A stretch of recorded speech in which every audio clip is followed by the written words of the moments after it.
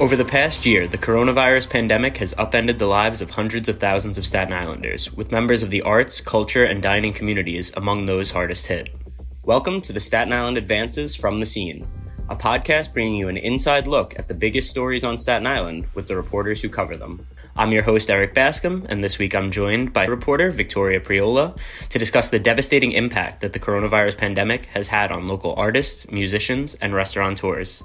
Hey, Victoria, how are you doing? Hey, Erik, I'm good. Thanks for having me. How are you? I'm doing well. I'm so glad to have you on today. So it's so weird. We haven't been in the office in over a year now. So what do you miss the most about being in the office? Honestly, I miss being with you and Elise, Joe, just in the same table, getting bagels on Thursdays and honestly, just going to an office. I genuinely miss leaving the house. Yeah, absolutely. The free food is definitely one of the things highest up on my list. Those Royal Crown sandwiches, whenever there's meetings, whew. I mean, I've really been missing out there. But also, like you said, just, being able to be around other reporters and, bounce ideas off them. Or I don't know how many times, I've had trouble with a headline. I just spin my desk around and ask someone else, like, hey, what do you think about this? Or I don't know which word to use here. What do you think would fit better? So I think that there's definitely been something lost in our job with everyone having to work remotely. So I'm very excited, as I'm sure you are too, to finally be able to get back to some sort of office in the near future. Oh, yeah, absolutely. Great. So we are here to talk about everything that you cover, which is arts, culture, dining, and just how all of that has just been, like I said earlier, totally upended by the pandemic. It's been super difficult for everyone, but people in this community have really been disproportionately impacted in a sense. So when everything first shut down, a lot of essentials workers were still going to work. A lot of people were able to transition from home. But stuff like that is a bit more difficult for some of these artists, the musicians, the theater folks who rely on live shows, on galleries, on other events like that for the majority of their income. So when the pandemic first hit, what were you hearing from some of these people? Yeah, I mean, in the beginning, the overall sentiment was, we don't know how we're going to pay our bills. A lot of people, like you said, do rely on theater. They rely on stand-up comedy. They rely on art galleries for their income. So overall, when I was, doing my interviews in the beginning of the pandemic was, we're hanging in, but it's a scary time. So before the pandemic, I was just working as an actor, comedian, improv teacher. Sebastian Canelli is a comedian from Pleasant Plains. And then everything shut down. And so I lost my job. There's no performance opportunities for me anymore. And so I ended up not signing my lease in Brooklyn anymore. And I had to move back into my parents' house, which is here in Staten Island. Now there seems to be a lot more optimism in the community. I've covered an open mic at Big Nose Kate's, so just seeing the community come back again and try to make the most out of what is really a not so great situation, it's inspiring. Yeah, it really is. And you mentioned that now things are starting to slowly open back up so people have some more opportunities to showcase their talents and to earn some income from these kinds of things. But early on, I mean, when everything was completely shut down, it was difficult for them. And a lot of people had to adapt and find new ways to share their art and to make a living off of this. So what were some of the creative, kind of innovative ways that you saw the Staten Island arts community move forward during the start of the pandemic? Yeah, if I can say one thing about the Staten Island arts community is that they know how to band together. They know how to make a situation 10 times better for themselves. A lot of the performances that were scheduled for in-person went virtual. A lot of people, many theater companies, such as the Staten Island Shakespearean Theater, St. George Theater, and their Christmas showcast in the Wings and Little Victory Theater, they put on virtual shows to rack up some income while keeping up with their other, their other practices and such, because it was just a really hard time for them. So, of course, everything went virtual. And then over the summer, there were a lot of outdoor, fairs that local artists can showcase their work in. Snug Harbor did some lawn performances for those who do spoken word. They got to make the best out of the space that they have. Yeah, and then you mentioned that once we got to the summer and things started to open up a little bit, there were some more outdoor events allowed, that things really opened up for these people. It allowed them to have kind of a venue or an outlet for some of their creativity. So how did it change once things started to slowly open back up? A lot of restaurants started doing like incidental performances. So although restaurants couldn't sell tickets to performances that you would see at, I'm trying to think right now of O'Neill's, they would have Vincent Innocente come and do some piano work. That would just be an incidental performance. So if you heard him, there's nothing they can really do about it because, you know, he was just playing music on the side. So a lot of restaurants helped local artists have a impromptu stage by just doing it on the street corners and such. So it wasn't an ideal situation because these artists are used to performing at venues. They would sell tickets by their names alone. So it's not just individuals who were affected by the pandemic, but also some of the island's biggest cultural institutions. Places like the St. George Theater and Snug Harbor that you cover all the time were shut down for extended periods of time. So let's start with the St. George Theater, which obviously has been unable to host shows for the past year with in-person audiences. So how has that affected them? What other kinds of things have they been doing in the meantime? In the very beginning of the pandemic, they were planning the Christmas show, so that kind of put a damper on the whole thing. They were just getting the cast together, and the cast is all volunteer. So although they weren't going to get paid for it, a lot of these people do work as professional artists and entertainers. So in order to still hone their skills, they actually did a music video in the beginning of the pandemic to try to like boost morale and I guess just get everyone together for a virtual performance. And they did a gala that was virtual. So they had artists and entertainers that they have throughout the year do a little bit of message just for people who paid for their gala tickets to kind of enjoy through there. That's really cool. And like you said, it's interesting that they've been able to kind of shift gears, right? And you know, obviously they make the bulk of their money off shows and having people in the seats there, but they had to get creative and they've figured out these other ways to host virtual events, to have live videos, to have these kinds of things. And so it's nice to see the innovation there and that they're not just sitting around waiting for things to reopen. They're going out and they're trying to be proactive. Yeah, also during the pandemic, I thought it was interesting. Zayn Malik filmed a music video at St. George Theater. So I'm sure they made a little penny off of that, which is nice. But yeah, I hope that St. George Theater is able to resume live performances because it really is a part of Staten Island history, and you know it has given a lot of local artists a stage as well. I know they used to be involved with youth performances as well, giving families affordable theater to see. So I really hope that comes back sooner rather than later. Yeah, absolutely. And Staten Island is this place that, as you've reported on in the past, has limited venue space to begin with. A lot of the artists were struggling to find places to perform their art, and then the pandemic hits and they really lose any place that they had existing. So it really was just a tough time for the industry and for the artists and everybody. But let's move on to Snug Harbor, another place that you're very familiar with. They have a lot of indoor exhibits and museum stuff that had to be closed for a long time. I think some of that has opened back up in reduced capacities. They also host numerous outdoor events every year. I'm sure some of those had to be either canceled or adapted in a way. So what's been going on at Snug Harbor? How have they been holding up throughout the pandemic? Throughout the pandemic, actually, in the beginning, they were hosting Zoom activities for like parents who couldn't get their kids to focus on school. So they put them in like these Zoom meetings with the museum hosts and like gallery people. So, you know, I think they're trying their hardest to adapt to this new landscape of, you know, outdoor events. And they have a beautiful venue to do that in. So yeah, absolutely. And so they were in a little bit of a better position, like you said, because a lot of the stuff that goes on there is outdoors to begin with. So once we got to the point where it was nicer weather and they were allowing some outdoor gatherings, granted with limited sizes, they were able to still host some of the things that they would normally do, although altered a bit. But then it's also really cool to see them, you know, going virtual like so many other people have had to do over the past year. And the Staten Island Children's Museum is, you know, a huge part of what they do there and offering those fun interactive activities. So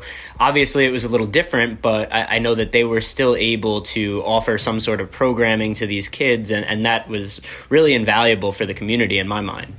Yeah, also they did an outdoor reception for an exhibit, the landfill fashionistas. So they are still trying to educate Staten Islanders and make the most out of their space, especially, you know, in a time like this when people need stuff to do.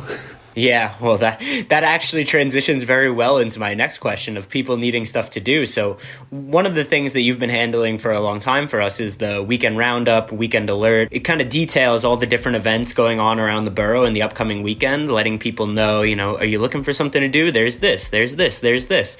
But, obviously during COVID, especially at the beginning, most of the events were canceled. No one could really do much. So how did that kind of change the way that you put together the Weekend Alert? I imagine it was a lot harder for you to try and find things to stick on there, right? Oh, yeah. The Weekend Alert used to take me about a day and a half to do every week before the pandemic, because there were about 20 to 30 events I would have to list on a weekly basis, just to make sure that people had things to do. Now I'm lucky if I get 5, and most of them are online. So it definitely is harder to find these events because I want to make sure that I'm putting things in there that are safe to do for Staten Islanders and coming from trusted sources, because we can say we have a Zoom meeting for a dance class and then no one shows up, the Zoom meeting doesn't happen. So I think when Staten Islanders feel more comfortable going out and these establishments have set regulations, it'll be easier to find events, but for right now they're few and far between. Yeah, it's got to be tough, I'm sure. And so a big part of your job, has been over the years going out into the field and covering these events as well, not just previewing them, but you're kind of our boots on the ground in a sense with our arts and culture stuff. And so that's obviously changed a lot over the past year. You haven't had the opportunity to do that nearly as much. So how has the pandemic kind of changed the way that you do your job and the way that you find and report stories? I'm honestly lucky to have a job. So that's how I feel. Like, I'm in the beginning of the pandemic, when I heard that live theater was going to shut down and there was nothing really artistic and entertaining going on, I genuinely thought, like, what are they going to do with me here? But, James Yates, my editor, kind of integrated me more into the social media team, and that's how Yes, They're Open started. So I really started focusing on local restaurants and how they're handling the pandemic, as well as local theater, comedians, artists. So I definitely have had a change in the role, but I think the role has kind of grown into doing more Facebook Live, because really that's how I've connected with people. Even though we're supposed to be in quarantine, I've gone out every single day to do a Facebook Live at a different restaurant for Yes, They're Open. So it's definitely a weird transition, but I'm happy to do it. Yeah, and that's actually what I wanted to talk about next. The Yes, They're Open series, I think, is one of the things you're best known for at this point. You are plastered all over our Facebook page every day, doing very important work there. So obviously the restaurants were among the hardest hit industries during the pandemic due to all the restrictions on indoor dining, and there wasn't even outdoor dining at the beginning. It was just takeout, and so it was a really difficult time for some of these smaller local restaurants. But like you said, you launched this amazing Facebook series called Yes, They're Open. You go all around the island to all of these different local restaurants and just kind of show who's still operating, who's still selling food, who's doing indoor dining. And you're also encouraging Staten Islanders to go out and support these businesses during these trying times. So what has that experience been like for you? What have you heard from the restaurant owners that you've covered? How has it been? Well, Yes, They're Open got 2.9 million views last year. So, okay. Like a subtle flex, but that really is to the Staten Islanders who tuned in every day, who supported the restaurants after the Facebook Lives or even beforehand. Like, that really showed the dedication that Staten Island has to making a new normal for these restaurants. It's not something that we've all done before, but, rose up to the challenge. Bin 5 is an Italian restaurant in Rosebank. We're all staffed, we're a family, so we weren't going to let anybody go. It really has been a rewarding experience meeting the restaurant owners. Even when times were bad, they welcomed me in. They showed me their menus. They showed me what they could. They made me food. They fed me. We loved that for them. So it was really a great time. And when the restaurants closed, there were a couple that I featured that did end up closing. That's very sad, but for the most part, Staten Island was very supportive, and, the restaurant owners were very, very welcoming, and they were very happy to have us there. So that's all I can really ask for. Yeah, absolutely. And so, unfortunately, like you mentioned, not all of the local restaurants and businesses were able to make it through the pandemic, with revenues going down, no one coming in for indoor dining, all of those kinds of things. So some of them were forced to close their doors for good, unfortunately. Can you talk about some of the businesses that we lost on Staten Island over the past year? You had asked me that before, and I was trying to think of like a list of the restaurants, and the one that really stood out to me was Trattoria Romana. It was in Duncan Hills, and it was well known for being an Italian restaurant. And when they closed, I think it hit home for a lot of Staten Islanders, because you remember Sunday dinner there, you remember having a birthday party there, having an engagement party, whatever it is. So that one really hit home. And but there were also a lot of new restaurants that came out of the pandemic. So it really is the give and take. It's very sad though, because like you said, the pandemic has been very hard for restaurants, especially. Yeah, and like you had mentioned, some of these restaurants are places that had been there in, staples of their community for, decades. And people are just so used to having it there. And business is the same way, not just restaurants. These places that you're so accustomed to having in your neighborhood, they've been a part of your life for as long as you can remember. And now, as a result of something that's completely out of their control with the coronavirus pandemic, they weren't able to make the money that they needed to stay open. So it really is just very sad to see.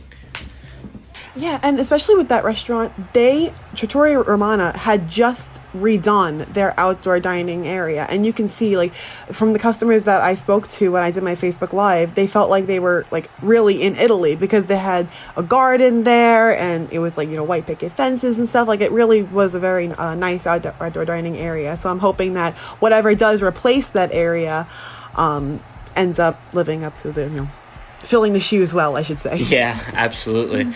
Well, thank you so much for joining us, Victoria. It has been a pleasure talking to you as always. Keep up the amazing work that you are doing for the artists and restaurateurs of Staten Island. Oh, thanks, man. You too. Keep up the good work.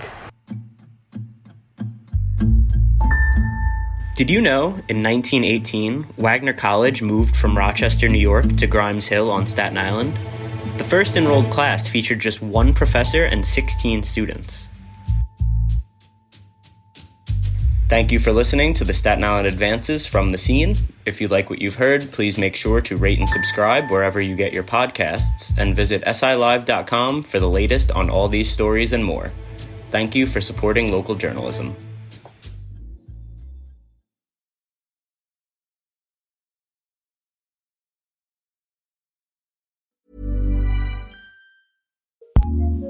What's new in podcasting? Here's what we love, courtesy of Acast Recommends. Hey, Acast listeners, you want to listen to another podcast as you're listening to this one? Hey, I guess? Acast listeners, may we cut in? It's like if you're eating at a restaurant, they're like, hey, I have some ideas for other foods you could eat. Hey, Podcast ads are terrible. What's the point of this? babe, you need a new boyfriend. I'm sure what you're listening to is great, but we do a Dungeons & Dragons podcast called Dungeons & Daddies. It's about 4 dads from our world who are flung into a land of high fantasy and magic in a quest to rescue their lost sons. Fish out of water. It's rowdy. If you don't like D&D, hey, we don't either, kinda. In fact, you don't even need to know much about Dungeons & Dragons to get what's going on. So check it out. We're finishing up our first season now, so it's the perfect time to jump in. Check out our podcast. It's called Dungeons & Daddies. You can Google it. Acast Recommends.